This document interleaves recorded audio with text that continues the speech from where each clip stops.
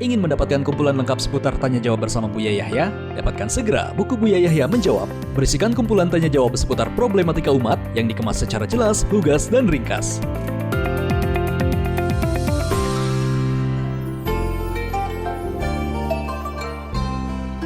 Halo, Assalamualaikum.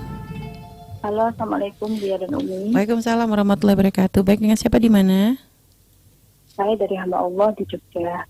Dengan hamba Allah di Jogja. Baik, kita bersalawat terlebih dahulu.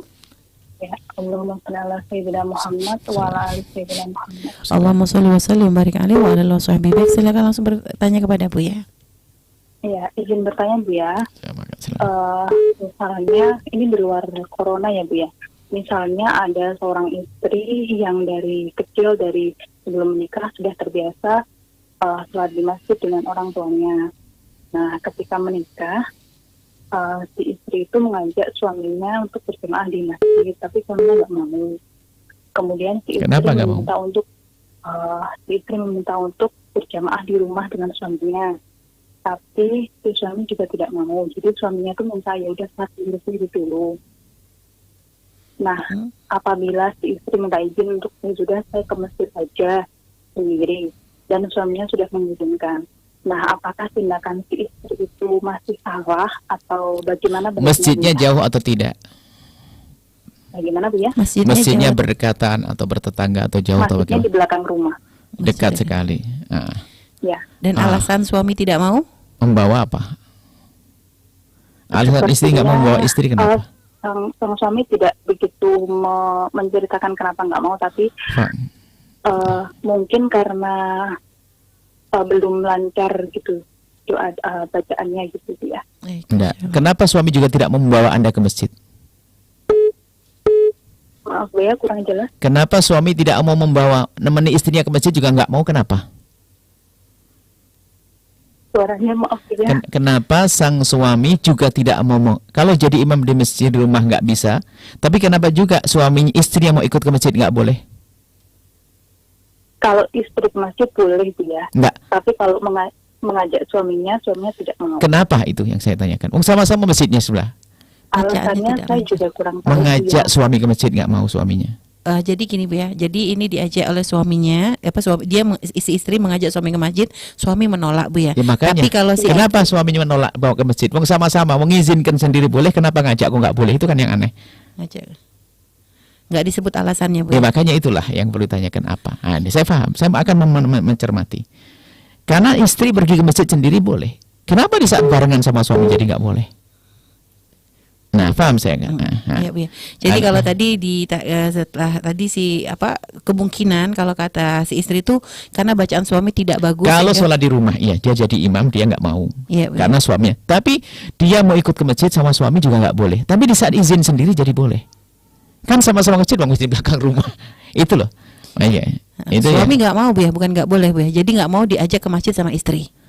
Suaminya seketika suaminya juga nggak mau ke masjid. Jadi istri kan emang kebiasaan di masjid dari sebelum menikah. Ketika sudah menikah, ngajak suami ke masjid, suami nggak mau. Coba biar berikan. Suami tidak pernah ke masjid berarti. Yang nggak mau ke masjid suami. Suami Bu ya yang tidak mau ke masjid. Suami Anda tidak mau ke masjid ya, baik. Iya. Bukan suami ke masjid Anda tidak diajak gitu, bukan. Bukan. Suami tidak ke masjid. Baik, insyaallah. Baik, cukup. Ya cukup. Baik, subhanallah. Baik, terima kasih. Baik Bu ya, silakan Bu ya, dijelaskan Bu ya, solusinya gimana Bu ya? Baik, solusinya pertama, sholat ke masjid dalam madhab kita Imam Syafi'i radhiyallahu ta'ala dan jumhur adalah keutamaan besar sholat di masjid bagi seorang laki-laki. Cuman bukan sebuah kewajiban. Artinya dalam kondisi-kondisi baru seperti Anda ini ya jangan semua kebaikan harus bisa dilakukan oleh seorang suami. Perlu waktu. Wahai istri yang solehah, perlu waktu. Kalaupun kebiasaan Anda ke masjid selama ini ya, Anda lakukan di masjid karena Anda belum punya suami. Sekarang suami Anda sudah ada, lalu suami Anda mengizinkan Anda ke masjid, lalu dianya belum tinggal. Tidak apa-apa. Anda pergi ke masjid, suami belum, nanti akan datang waktunya. Asalkan masjid dekat dan terhormat. Jadi Anda tidak perlu menjadikan hal tersebut menjadi permasalahan di rumah Anda. Karena suami Anda tidak melakukan keharaman, tidak melakukan dosa gede. akan tapi hanya kurang rindu kepada kebaikan. Nah, kemudian setelah itu, ya ini harus ditenangkan dulu hati Anda. Suami Anda bukan minuman keras dan bukan meninggalkan sholat dan bukan melakukan keharaman dan dosa, tidak. Hanya tidak melakukan satu amalan yang gede dalam mazhab kita Syafi'i. Tapi dia rugi sebetulnya. Nah, kemudian setelah itu Anda tata hati Anda, jangan Anda emosi terus. Kalau Anda emosi, khawatir ibadah Anda menjadi ibadah nuruti hawa nafsu. Sehingga sambil pergi, menampakkan depan suami, kalau saya ke masjid, dia tidak mau ke masjid, marah. Sudah, pulang lagi, cemberut lagi.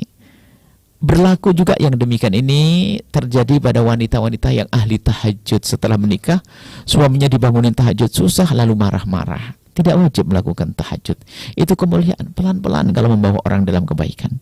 Nah, setelah tertata hati Anda semacam ini, biarkan dia belum bisa ke masjid, pergi Anda ke masjid karena Anda diizinkan.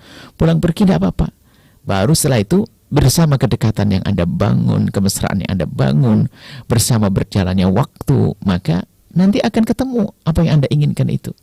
Dan perlu kita mempelajari kenapa. Nah, jawabannya tadi adalah, kalau urusan ke masjid, alasan bacaan nggak sah, wong dia jadi makmum di masjid. Berarti apa?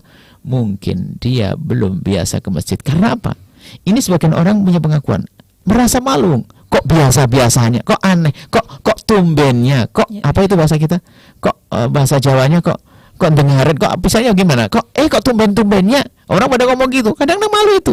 Makanya ada momen pas hari raya ke masjid, kan itu. Jumatan dulu ke masjid, pelan-pelan ke masjid.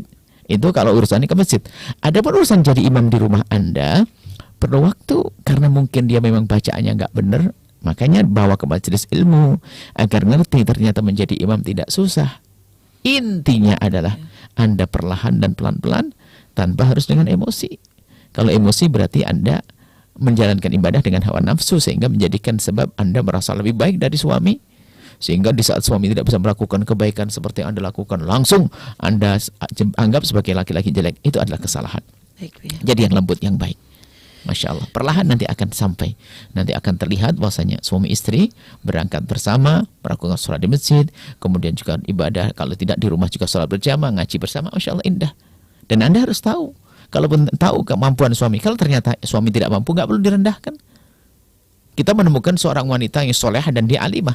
Suaminya adalah subhanallah nggak ngerti apa-apa, hanya karena keluarga baik dan orang baik saja dinikahi. Belajar Al-Qurannya sang suami dari sang istri. Sampai sang suami bisa baca Al-Quran dan sebagainya. Tapi setelah itu endingnya apa? Sang suami ternyata lebih banyak ibadah daripada sang istri. Karena apa? Waktu itu belum banyak ibadah karena belum tahu. Sukses. Kapan? Berapa tahun mendidik? Lebih dari 10 tahun katanya. Katanya ngomong sampai anak kedua baru lahir, suami saya baru bisa rajin begini-begini. Akan perlu waktu dalam mendidik orang.